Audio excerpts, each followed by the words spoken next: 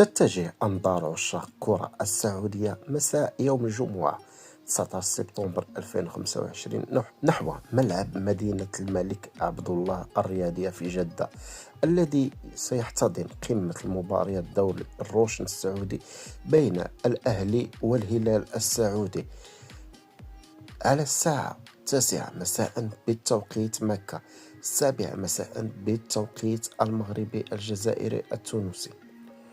وتعد هذه المواجهة من أبرز قمم الجولة الثالثة من الدوري السعودي، حيث يسعى الأهلي لتعزيز موقعه في المنافسة، فيما يدخل الهلال للقاء بطموح بمواصلة الصدارة الترتيب والحفاظ على سجله القوي في البطولة.